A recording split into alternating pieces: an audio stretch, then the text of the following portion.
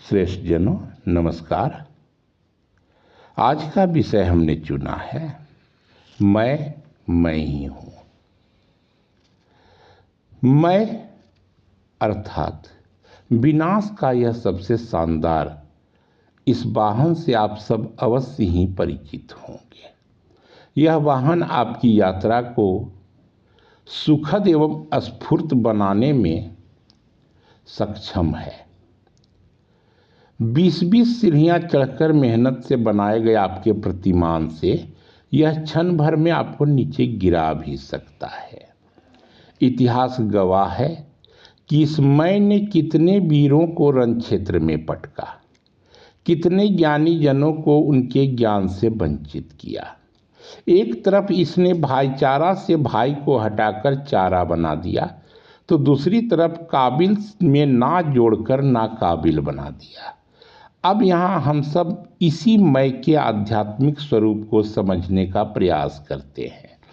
हमारे शास्त्रों ने मैं अर्थात यहम को किस किस रूप में व्याख्या किया है।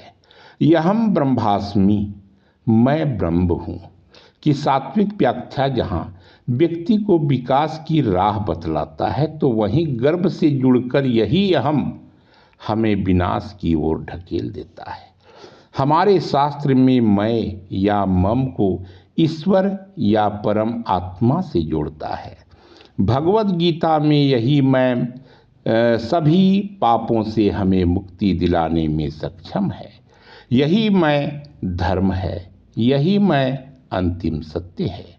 गीता में मैं श्री कृष्ण के स्वरूप को प्रस्तुत करता है, जो सभी प्राणियों की आत्मा और सभी जीवों के रक्षक हैं। मैं माया और भौतिक संसार से परे है। धरती पर अधर्म बढ़ने पर यही मैं उद्धारकर्ता और मोक्षदाता बनता है। गीता के अनुसार सभी धर्मों और आश्रयों को त्याग कर मैं की शरण में आने से व्यक्ति सभी पापों से मुक्त हो जाता है। अर्थात मैं धर्म है, मैं मोक्ष है, मैं परम अंतिम सत्य है।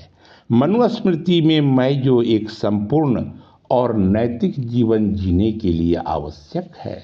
मैं वेद, मैं स्मृति, मैं आचार और मैं मन की प्रसन्नता से जुड़ा परम विषय है। हमारे दर्शन विशेषकर वेदांत में मैं को आत्मन या ब्रह्म कहा गया है। इसे वास्तविक, अविनाशी और सार्वभौमिक चेतना माना जाता है। यह भौतिक शरीर में मन और अहंकार से परे है, जन्म और मृत्यु के चक्र से मुक्त है। मैं वह अस्थाई और यह परिवर्तनीय सार है जो सृष्टि का मूल आधार है। मैं का अहंकार का भी प्रतिमान गढ़ता है। सांख्य और योग दर्शन में मैं भौतिक प्रकृति द्वारा निर्मित माना जाता है, जो व्यक्ति को यह भ्रम देता है कि शरीर, मन और उसकी क्रियाएं ही वास्तविक हैं। यह एक बंधन है जो व्यक्ति को संसार से जोड़ता है और दुख का कारण बनता है। अर्थात मैं से माया उत्पन्न होता है। माया हमें तमस की ओर अग्रसर करता है। प्रबुद्धजनों, अब हमें विभिन्न धर्मों में की गई मैं की व्याख्या को समझना चाहिए। ईसाई धर्म में मैं मेरा विश्वास, मेरी आस्था को बतलाता है, जबकि बौद्ध धर्म में मैं एक भ्रामक और अस्थायी धारणा है जो कर्म और पुनर्जन्म के चक्र में फंसा हुआ है। इसका त्याग ही मुक्ति है। यहूदी धर्म में मैं ईश्वर का पवित्र नाम है जो मात्र एक ईश्वर को दर्शाता है। ताओ धर्म में मैं ब्रह्मांड का मार्ग या रास्ता है जो सभी चीज़ों को नियंत्रित करने वाली एक मौलिक और अवर्णनीय शक्ति है। अब हम सिख धर्म में मैं की व्याख्या पर ध्यान देते हैं। यहाँ मैं अर्थात अहंकार है जो मैं ही सब कुछ की अज्ञानता पैदा करता है। मैं अर्थात होमाई व्यक्ति को ईश्वर से दूर करता है। जैन धर्म में हम मैं को 2 चरणों में व्याख्या दी गई है। आत्मा और यह अहंकार, एक सत्य दूसरी मिथ्या। ज्ञानीजनों, यही तो संसार का रूप है। धूप और छांव, शरद और उष्ण, सुख और दुख, जन्म और मृत्यु, सार्थक और निरर्थक। और भी बहुतेरे हैं जो स्वरूप में एक पर विचारों में भिन्न। मैं भी दो समान स्वरूपों में यहाँ उपस्थित है। एक आत्मा के परम सत्य को दर्शाता है तो दूसरा अहंकार के रूप में हमें परम सत्य से दूर मिथ्या लोक में ले जाता है। कबीर की एक पंक्ति यहाँ हमारा पथ प्रदर्शन कर रहा है। जब मैं था तब हरि नहीं, अब हरि है मैं नाही। सब अंधियारा मिटी गया, दीपक देखा माही। अर्थात यह अहंकार के साथ ईश्वर नहीं होते। ज्ञान दीपक ही है, इस अंधकार को मिटाने में सक्षम है। श्रेष्ठ जनों, सघन अंधेरे में एक व्यक्ति नंगे पैर चलता जा रहा था। उस नीरव और निर्जन अंधेरे में कभी कभी उलुक बानी गूंज उठती थी जो उस अंधेरे को अति भयंकर बना देती थी। शरद की हाड़ कंपने वाली सर्दी से वह बेखबर था, बिल्कुल ही बेखबर।